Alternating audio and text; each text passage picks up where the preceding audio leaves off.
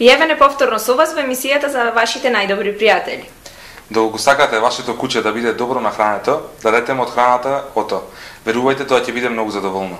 Па така со среќно и задоволно куќе можете слободно да седите пред ТВ екраните и да погледнете што ви приготвивме за денес.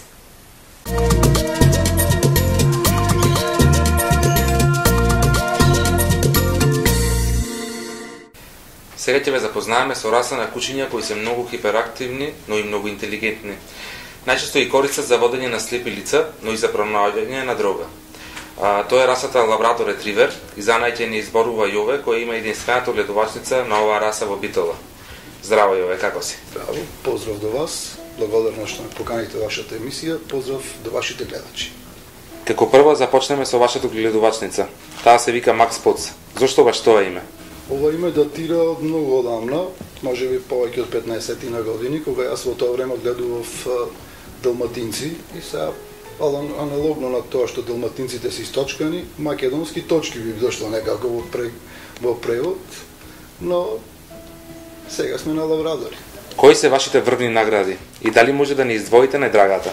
Значи во историјата на моето излагање можам слободно да речем дека имаме повеќе од 100 награди добиено, цацови, првак на раси и така натаму првак на група, но една од најдрагите и најдрага ми е изложбата која што беше пред околу една година во Скопје. Тоа беше специјализирана изложба за ловечки раси. Да напоменеме дека Лабрадорот исто спаѓа таму. Мојот Лабрадор, формер ловер Голден Дроп, беше најубаво куче на цела изложба или наречено бис. Многу од луѓето не знаат што е тоа цаци, бог, бис. Дали може да ни кажеш поточно што означуваат тие титули? Да, значи тие се кандидатури пред се. Значи во многу кинолошки сојузи се носи одлука како да стане едно куче шампион. Тоа значи конкретно во нашата држава едно куче во Македонија може да стане шампион со освоени 2 цаца.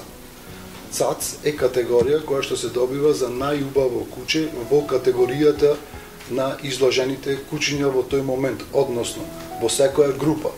Пример, има поделби на групи во интермедија, во отворена, во класа на шампиони и во работни. Во сите тие се добива така наречена кандидатура цаца. Доколку е изложбата републичка, државна, тогаш не се добива во секоја од тие категории таа кандидатура, се добива само една на крајот. Тоа е исто како и првак на раста на еден начин, само што добива цац и мажак и женка. Додека на цаци и изложбите во секоја поделба од категориите што ги наброив се доделува цац. А што значат тие боб, бес? Значи боб, значи best of breed или најдобро куче од во моментот кој што било изложено на таа изложба од таа раса. Бог значи најдобро куче во групата. Значи на секоја изложба има поделби по групи. Конкретно во Европа се поделени на 10 групи. Секоја група има кучиња кои што се одликуваат според тоа за што се наменети. Конкретно Лабрадор ретриверот спаѓа во 8 група од FCI. Зошто се одлучивте за Лабрадор ретривер? Дали се двумевте помеѓу повеќе раси на кучиња? Значи јас Лабрадорот го сакав од многу одамна, но немав прилика, немав можност, да го набавам, да набавам таа раса. Лабрадор ретриверот за мене имаше поим за куче. Кога некој ќе види на улица куче, а не знае која е раса, тоа значи е приближно до Лабрадорот. Значи поим за куче за мене беше расата Лабрадор ретривер. И многу ја посакував и дојде време пред негде околу 11 години набавив женка Лабрадор, конкретно во Белград, и така продолжи понатаму одгледувањето. Дали влакното е единствената разлика помеѓу лабрадор и златниот ретривер? Не. Значи вака, сега во таа 8 група постои поделба помеѓу ретривери и крвоследници. Во ретриверите има повеќе раси, меѓу кои што се лабрадор ретриверот, златниот ретривер, ретривер со виткано влакно, нова скота ретривер и уште неколку, да не ги набројуваме, бидејќи времето можем нема да ни го дозволи. Значи, се мисли дека мајката на сите ретривери е лабрадор ретриверот. Да не речам дека оригинал. Но, понатаму, со вкрстување на разни други раси, со лабрадор ретриверот се добиле и некои други кучиња. Конкретно за златниот ретривер има мислење, нека не ме сватат гледачите здраво за готово, има мислење дека настана од вкрстување на лабрадор ретривер и ирски сетер. Но тоа да го ставиме на стручњаците, генетичарите, научниците, ова се пак некои видувања на некои одгледувачи. Дали се сеќавате на вашето прво куче? И дали тоа беше од оваа раса? Ме вративте многу назад, може би повеќе од 35 години. Моето куче прво не беше расно, беше мешанец и како сега се сеќавам беше бело со портокалови дамки и се викаше Джина, беше женка или на битолски речено Миник. Многу беше интелигентна, неверојатно. Тоа значи дека и нерасните кучиња се интелигентни, не само расните. Да, јас имам една девиза дека не постои неинтелигентно куче, само постојат собственици кои неќат да се погрижат малце за своите кучиња како би биле по-паметни, по-приврзани. Темпераментот е веќе некоја друга работа. Колку кучиња имате во моментов? Во моментот имам 7 кучиња, од кои што најстарата е повеќе од 11 години, 11 и некој месец. Ова е најмладото што гледате во моментот, е на 47 денови.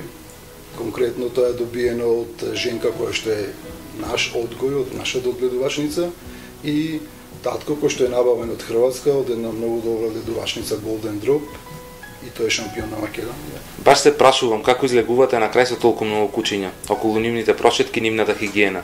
Значи ако си има љубов кон нешто, стално си има време. Сега, јас 7 кучиња наеднаш, мислам, малку е тешко да се шетаат сите во еден момент, ги пуштам сите во дворот, но секој ден едно куче иди на ред за шетање. Така да секој ден може некој ќе ме сретни со друго куче негде во паркот или така натаму. Женките кога се во период на парење или кога се скучни, тие не ги шетам, што е нормална работа. Така. Има време за се. Како што кажа во најавата, овие кучиња се многу хиперактивни. Па дали ги препорачувате за чување во дом? Хиперактивна е, гледате. Не мрдна цело време кога снимаме. Еве го и поголемото. Значи вака, се лабрадор ретриверот е куче кое што е створено или на некој начин измислено да биде нон-стоп со човекот. Лабрадор ретриверот пред се е и ловечка раса, макар што според мене, сега кога би се правила некоја категоризација или измена на стандардот, јас би сакал да има уште еден работен испит, а тоа е да биде водач за хендикепирани луѓе. Значи не е прекрасни се за со фамилија, за со семејство, сите мали кутриња сакаат да си играат со деца. Работата е што кога тоа кутре ќе порасни, како тоа тогаш ќе делува врз децата и како ќе биде толерантно спрема децата. Мојата женка, која што е 11 годишна, нон-стоп живее со нас дома, таа кога моите деца беа помали, јас се како анекдота нешто, ќе фатеа, ќе тегнеа за опашка, за уши, за нозе, и јас им велев, пуштете ја, оти јас ќе ве каснам. Значи, толеранција невидена. Тоа е одлика на расата лабрадор ретривер. Знаете вие дека кај лабрадорот не сме да се појави ни најмала доза на агресија, тоа е недозволено. На една изложба се случи еден мажјак да зале кон судијата, судијата одма го дисквалификува, значи ако некој сака лабрадор ретривер, треба да заборави на тоа дека тој ќе биде чувар. Лабрадор ретриверот е пријател со секој човек. Дали спуштаат многу влакна? Ова ве прашувам за луѓето кои што сакаат да ги чуваат во нивниот дом. Значи, не постои куче кој што не пушта влакно во периодот на митарење. Но и за тоа има чаре. Со редовно четкање и чешлање, тоа може многу да биде безболно. Значи, кога вие ќе имате куче од било која раса, не мора да зборуваме само за лабрадорот, вие мора да се грижите за неговото здравје. Значи, неговото здравје не е само одвнатре, туку е неговото здравје и однадвор. Однадвор здравјето на кучето пред се е влакното и кожата. Доколку се грижите, ресоредовни четкања, чешлања и така натаму хигиената, да не спомнам, тоа се разбира, нема да го има тој проблем. Како што ни кажа, овие кучиња не смеат да покажат ни малку агресивност. Со ова да им напоменеме на луѓето дека тие се одлични за дружење со мали деца. Точно, јас им препорачувам на сите луѓе кои што сакаат да имаат миленик, да си набават некој ретривер, без разлика дали тоа ќе биде лабрадор, ретривер конкретно сега по случајот за лабрадори разговараме. Сите ретривери се доста стрпливи, како што напоменав, тие се цело време со човекот, во моментот, например, се единствена раса во светот кој што ги има тиснато сите други раси на кучиња во водичи на хендикепирани луѓе. Значи, не значи дека има и други раси кои што не можат да бидат добри спрема хендикепираните луѓе, но најголем број процентуално се лабрадор ретриверите. Има податок дека некој англиски лабрадор има познавање од 110 команди. Па замислете, тоа е човек. Она зашто најмногу дојдовме тука се малите кученца. Вас ви остана уште едно, но набрзо очекувате и наредно легло. Кажете ни за тоа. Да, значи во мојата гледувачница кучињата имат англиско, скандинавска и америчка крвна линија. Да не ги набројувам сега кучињата кои што се наоѓаат во педигрето на моите кучиња, само едно можам да кажам, дека во леглото на ова куче, што во моментот го држам, во педигрето, сите предци се шампиони. Тоа е шампионско легло. Ќе прочитате во многу огласи шампионско легло, како некој прапрадедо бил шампион. Во ред, нема проблем. Но што е со останатите? Првенствено, треба родителите да ги гледам. Така да се работи за екстра примероци. Очекувам сега, Боже здравје, за 50 на дена уште едно легло од мажекот кој што го спомнав, како заслужен за една од најдрагите мои победи на една од изложбите, и една исто мајка која исто така набавена од таа хрватска одгледувачница што ја спомнав. Се надеваме на добри примероци, така ќе видим. Кажете ни како може да ве контактираат луѓето за да се земате на овакво кученце? Значи сега светот оди напред, технологијата оди напред, може да ме најдат под името Јован Петровски на Facebook, може да ме најдат и на мојот мобилен телефон 075 709 075. Има простор за договор. За крај да напоменеме за луѓето кои што сакаат да дознаат повеќе околу потеклото на оваа раса, да ја погледнат претходната емисија од претходната сезона на YouTube. А Јове, тебе ти благодарам за гостувањето во оваа емисија. Ви благодарам на љубезноста и стално сум отворен за соработка.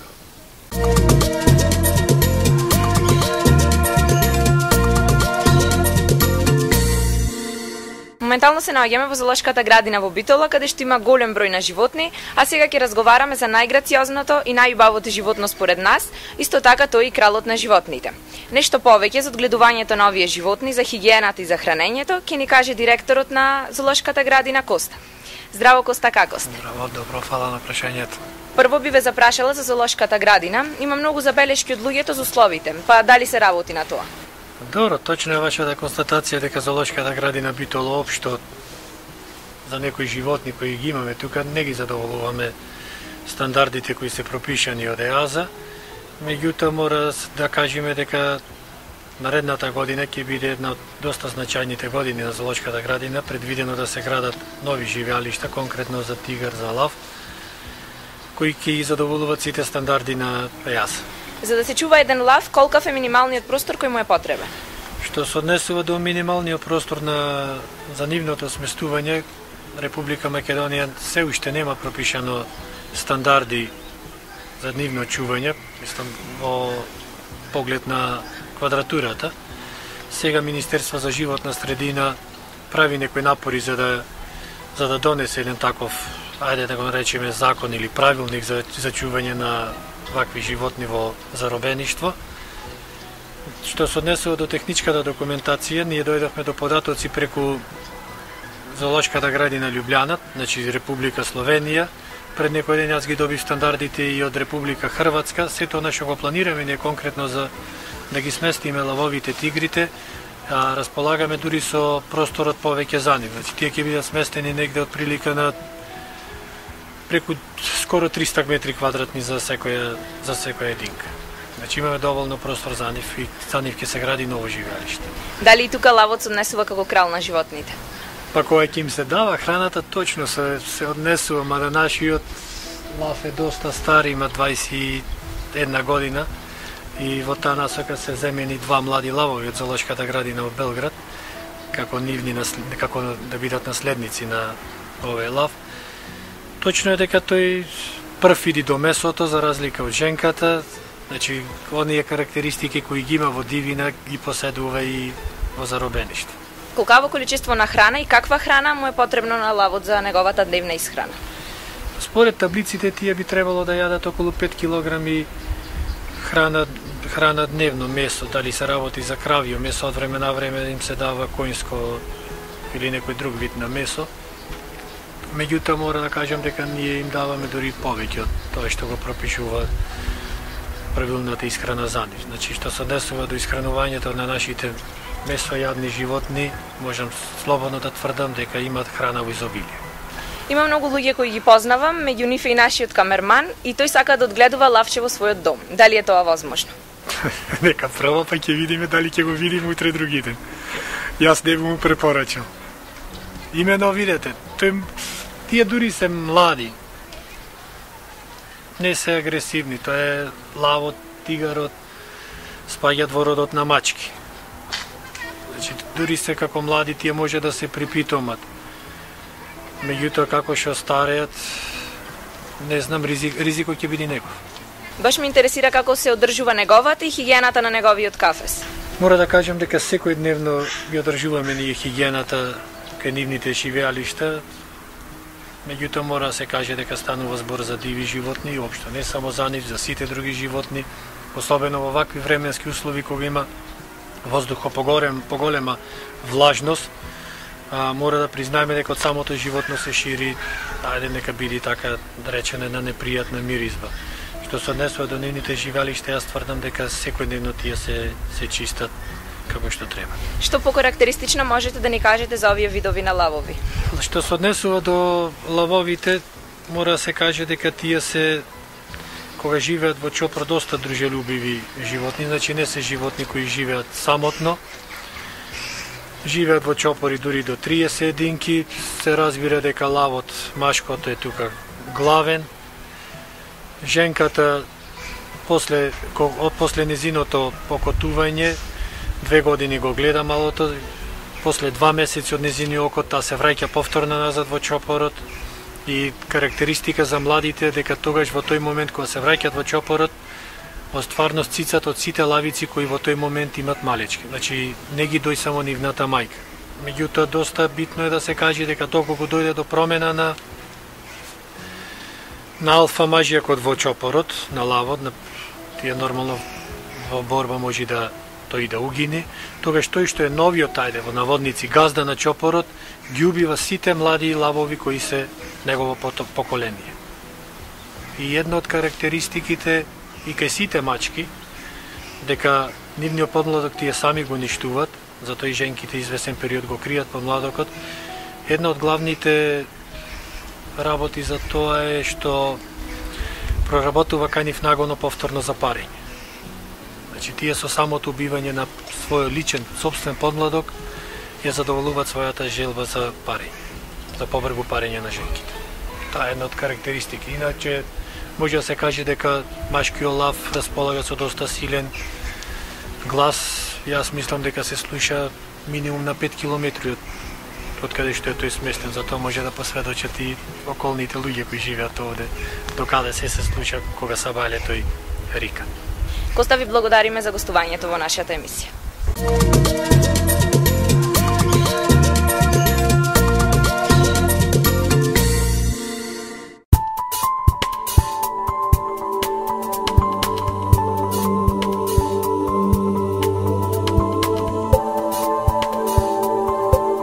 Златниот ретривер, како и останатите раси, ги следат своите инстинкти. Со други зборови, златниот ретривер означува вода и земја. Телото на златниот ретривер треба да изгледа цврсто, да му помогне околу неговите инстинкти како ловно куче. Златниот ретривер може да биде во златна или бела боја. Неговото тело е повеќе долго отколку што е високо. Исто така е кратко во неговите нозе. Градите на златниот ретривер треба да бидат добро истакнати. Додека плива, неговите гради му даваат исправена положба и изгледа баш како брод кој се движи по водата.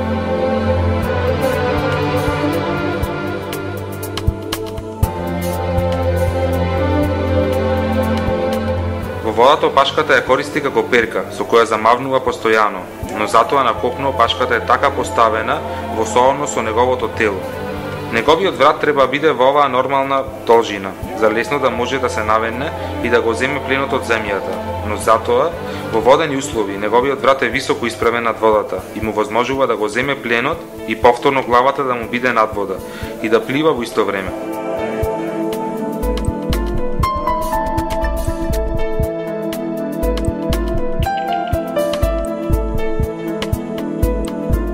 Неговите цврсти нозе му возможуваат да е толку силен, да може да се движи, да трча, да скока во огромна висина, па и да плива. Кога ќе погледнете, главата на златниот ретривер изгледа како да има голема самодоверба и да е горд со себе.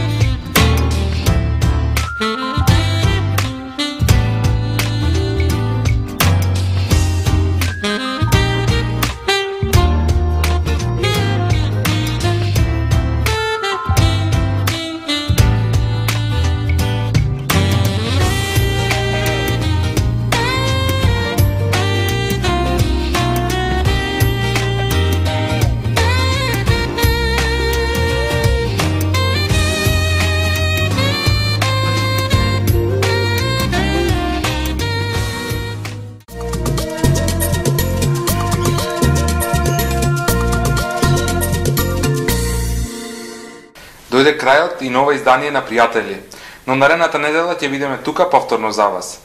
За крај ќе завршиме со една молба од вашето куче до вас. Зборувај ми, немој да мислиш дека не те разбирам. Јас можеби не ги разбирам зборовите кои ми ги кажуваш, но го разбирам тонот со кој ми се обраќаш. Чао.